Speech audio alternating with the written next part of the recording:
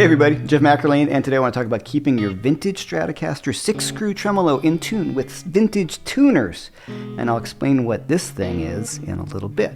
But before we get to that, please go over to Jam Guitar Lessons and thank you for being here. I'm giving away all sorts of free background tracks. There's 14 blues jam tracks and there's 16 free blues rock jam tracks. Use the link above or below. You can check those out, and while you're there, you can also check out my Master, Major, and Minor Triads courses, which are also available down below for a special price. All right, so let's get going. I love vintage Strats because I grew up playing them pretty much. Actually, it's not true. I grew up playing a Kaler on one of my guitars, and then I had a Floyd Rose into the guitar. As much as I liked those, well, I didn't really like the Kaler. All right.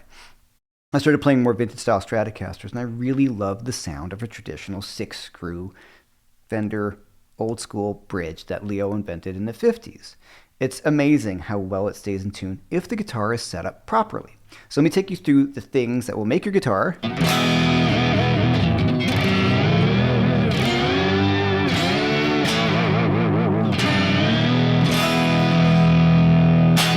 stay in tune like that. All right, so the first thing we have to talk about is, well, where the problem spots can be when your tremolo does not want to stay in tune. And they can be so maddening. You use the bar and it's out of tune, you want to scream. The most common spot is the nut. If the nut is not cut properly, in other words, if the slots aren't wide enough and the string gets caught in there, it is a big problem. That's the biggest culprit of any guitar not staying in tune, whether it's a Les Paul. People talk about Les Pauls not staying in tune. It often comes down to the nut being cut improperly. So I would bring it to a good tech, and they would do it for you. My friend over at 30th Street Guitars, Matt Brewster at 30th Street, did an amazing job of doing this. I set these guitars up myself, and he and I set them up the exact same way, which is pretty funny. I don't really cut nuts because I'll mess it up. So you can tell, one of the ways you can tell, if you use your tremolo and you push down and you hear like kink, kink, kink, that little kind of, it almost sounds like that sound. Like that little thing. None of my guitars are set up to do that, but when you first get up, sometimes you hear this little noise, and you hear that often on Les Pauls too. You're tuning and suddenly the string goes kink, and that means it was caught in the nut and the tension pulled it through. So that means the nut needs to be cut a little wider or just cleaned out. So one little trick you can do is take some very, very fine sandpaper, like as fine as you can possibly get it, and just clean out the nut a little bit. Good thing to be able to do on your own. It's part of my guitar kit. I always bring a little bit of sandpaper because sometimes, they get worn down using the bar a lot. Sometimes it can start to get caught up in there, or you hear the string buzzing a little bit. Sometimes something just gets stuck in the nut, or I don't know how that happens, but it does. Okay, so first thing is a well-cut nut. The second thing that's most important is that you want to be able to lubricate the nut in some way. And of course, I'm leaving myself open to all these stupid jokes, but go ahead and put them in the comments below. Also, these are my opinions. This is the way I set up my traditional Strat. Stays in tune great. As most of my friends who play traditional Strats, we all kind of do the same thing. All right, so I put some sort of lubrication in a nut, whether it's graphite. But the problem with the graphite is that it wears away. It's not staying there for a long period of time. So you can use a pencil. I always used to use a pencil, rub a pencil right across the top of it and fill up the nut with graphite. There's other things like it's called like nut sauce, unfortunately named, and this thing called Tune It. So it's got some sort of lubricant and a little bit of almost like Vaseline kind of thing. You got to be careful. You don't want to put too much in there because it gets all kind of gunky. So I'm very judicious in how much that I put in the nut here. So a little bit will make it stay in tune really great, and that lubricates the string to go through the nut better. Anytime you've changed strings, you want to re-lubricate the nut, or if you're doing a lot of gigs, you want to probably do that as well. The other spot that you want to make sure it's lubricated well is underneath your string tree here, if you have a string tree. So a guitar like this, where the headstock angle, the pitch right here is not is pretty shallow. So what Fender did, if I take this out of there, listen to the string. It sounds kind of dead, kind of like a banjo, but if I push this down, put the string back in, the string comes back. And that's due to there's not enough downward pressure on the string. So they put this here to get a better, steeper angle across the nut here. Now this guitar right here, this is my Mike Landau custom shop. This doesn't have a string tree, but if you notice, this has got a steeper angle than this headstock. So there's more of a pitch going down. So this string does not have the same issue as that one. So that's Also, I've found to be very guitar dependent. I've tried it on some other Strats and it works just fine without the string tree. So it depends. I think with the 70s sort of headstock, it's a little bit shallower, so the string tree for me is necessary. It's not a problem because I have the guitar set up properly. I put lubrication here and lubrication there. Now this guitar has got the standard old vintage style Fender tuners. If you put the string on properly, it will stay in tune just fine. So this is how I would string a vintage style tuner. All right, so here's the vintage style tuners. See how everything's wrapped down this way? They're not gonna double over anywhere. See, like over here, there's no doubling. The strings go down straight to the bottom, and I'm not, there's no wrapping on top of each other, right? So it's straight down, nice and smooth and clean like that. That's what you really need to want. It's really what you want to see. So here's the great way to restring this. I'm gonna put the new string through here, low E, pull it tight. When I go up top here, I'm going to trim the string right here. So it's 2.5, like I'm gonna go 1, where's my finger? 1, 2.5. So let's see if I can get that. I'm gonna put this down for a second. Right there, 2.5 of that distance. And I do that for every string and it works out perfectly every time. Check it out. So I'm gonna put it in here like this, right? Well, I couldn't find my camera stand, so I apologize. But if you see how it works right there, so I use that same amount of distance, it's going to never be too much string. It's not gonna do this, which I'm gonna fix again. It's actually a little bit more than I would normally have. But as long as it's not doubling up like this, you're good. You wanna have it like 2.5, always works perfectly well. Plenty of wraps to hold on to everything, and it stays in tune great. So that's that end of the guitar taken care of. So now, of course, the other part we have to look at is the actual bridge itself. So the way I like to have mine set up is floating, and that means I have the bridge sitting off of the body a little bit. You'll see that in the iPhone video coming up in a minute. I have it sitting off of the body, and this way I can pull the strings or pull the bar in either direction, up and down. Right? I love this because that's a big part of the sound that I love about Stratocasters.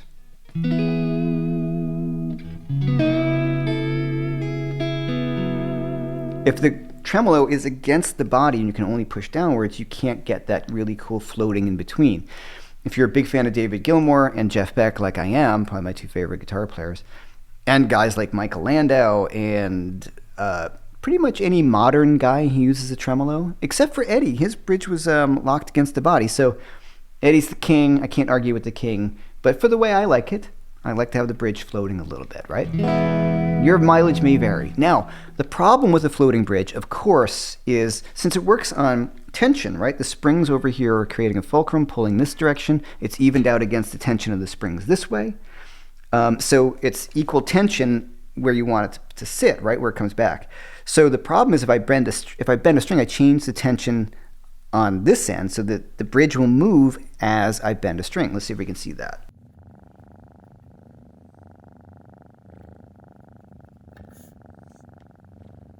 So what that means is that I'm going to play, say, like this E note, play the E in the octave. Oh, now I'll just play the low string, but bend. So the whole thing moves with you. I don't find it to be too much of a problem because one of the techniques that I use, it's common to guys who play Strats a lot, is I will actually rest my hand on the bridge a little bit and hold it in place a bit. So check it out. Right, so I end up becoming, my hand becomes the stop on the bridge. If you want to retune the guitar or you break a string, you're in trouble. Yeah, because if I broke a G string right now, the whole thing would go completely out of tune and you'd have to pick up another guitar. I don't have a lot of problems with the guitar breaking strings on gigs. As I said before, I either bring two guitars or I change my strings before most gigs. So it's just nature of the beast. It hasn't really been a problem. Now, of course, as I said, that's going to be a problem in every gig, but all right. There are units out there something called a tremolo, which replaces one of your springs and that holds the bridge in place. Some people are big fans of those.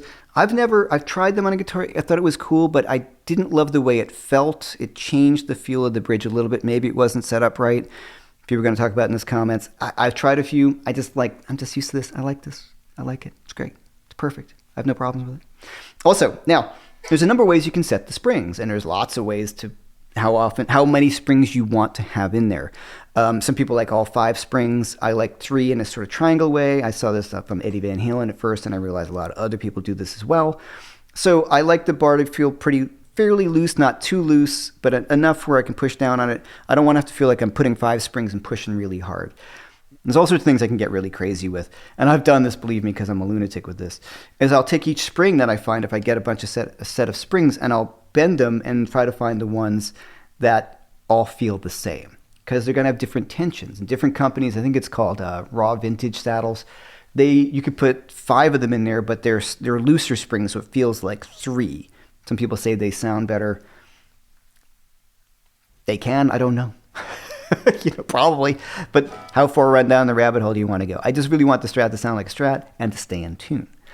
All right, so the other thing that we can think about, and that people will bring up as well, is you can just have the bridge sitting against the body all the way.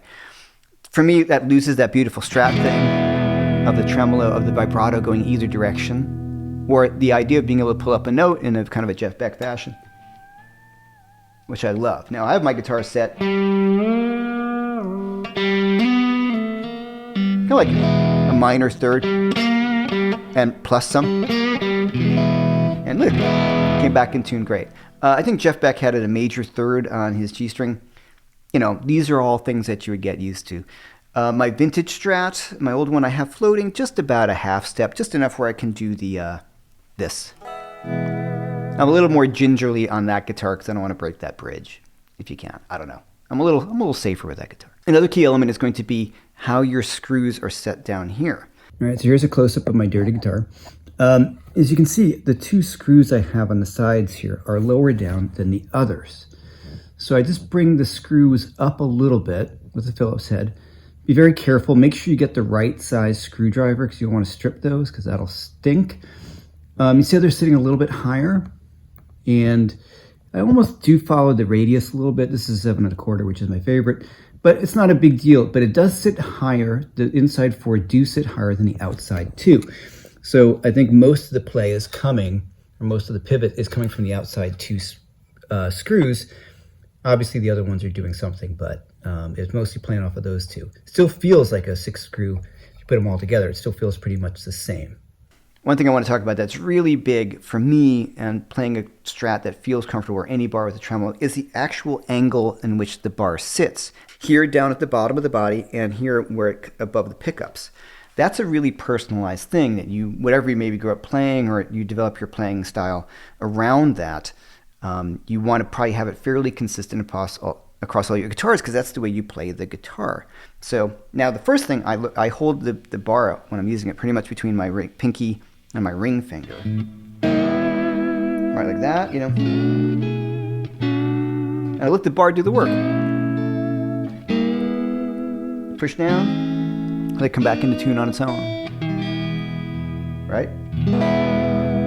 One little trick, by the way, guys, if the guitar doesn't come back into tune, you push down, and you're a little out of tune, just yank on the bar. Another cool comment. That's another great thing about the free floating thing, is if you're really dive bombing, sometimes, it's not designed necessarily for that.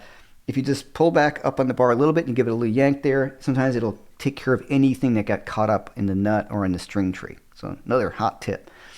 All right, so I hold the bar between my pinky and my ring finger, and I let it work like that. So if the bar is sitting really high up, I have to have my hand really far away to get it, right? And that stinks. Or if it's too low down to the guitar, it's in the way of everything, and the strings are hitting my knuckles and all that. So here in my closet, I think I've literally got about 10, 15 Strat bars. And you can see all sorts of different things about them, is that some of them are taller here. They sit up further. And at the other side, you see the pitch can be very different of the bar. This is an original 1964 Strat bar. And this one is just some sort of reissue. And you can see that they're quite different. This has got quite more of a bend to it. Other ones could be a lot longer. You have that David Gilmour kind of bar, which is much smaller, which I don't love. It doesn't give me enough leverage for the way I play, but it works for him. And he's okay. All right, so how do I take care of this? So this is the trick. This is the high-tech invention. take I guess this is a 1x2. I was going to say 2x4, but it's not. And you just drill a hole in it. You can draw a face in the hole. And I put the bar in here like that, right? I can put my foot on this, and I just pull up on the bar. Or I push down on the bar, depending if I want to tilt the bar more upwards or downwards. And this is a great way, if you do it carefully, a little bit at a time. Unless you have a stainless steel bar, it may not work. But regular old Fender style bars that you can buy anywhere, this works great because they're just made out of regular old metal. And I can bend it to the point where it feels most comfortable. I have a PRS DGT, and the bar was too close to the body, so I just took out this piece of wood that I've had forever, dropped the PRS bar in there, pulled it up a little bit, and it was a little too high, and then I just kind of pushed it down a little bit, and that's exactly where I want it to sit. So this is the inexpensive way to do it. When I was younger, I tried a vice grip, but then, you got the chance of, screwing up the threads and all this sort of stuff like that. So you put it in here, bend it like that. And I recently realized Carl Behind did a video on the same thing. So it's the hot trick. Another thing I hate is when a bar has what's called slop in it. So that means when there's play before the bar becomes active and moves the bridge. So I don't have mine set up that way because I hate it. If you did this, it's like gink, gink, gink, like you'll feel the bar move on its own before it actually engages moving in either direction. That means it's kind of loose in here. So there's two ways you can work around this. Fender gave these great little springs that you can buy. I got them on Amazon. They're really inexpensive. You drop one of those in there, and that helps push the bar from below and helps it stay in place. Doesn't work 100%. So the other trick that I have in my guitar case is Teflon plumber's tape. And you take this, right? Take a little bit of it, cut it. Don't try to wrap it and pull it off. You got to cut the piece. Wrap it around the bridge, like so. All right, I'm going to put it here. Take a piece and you wrap it around the threads. Hard to do this and play at the same, hold all this at once. But you get the idea. I'm going to wrap it around here. And I'm going to, a few times like this, cover the threads. And then I cut it off at the end, which I don't have a scissor right here. And I screw the bridge. I screw the bar in. And it stays where I want it. And it stays in place like that. And it doesn't move. I don't have the slop or the play in the bar. All right, so how does it stay in tune?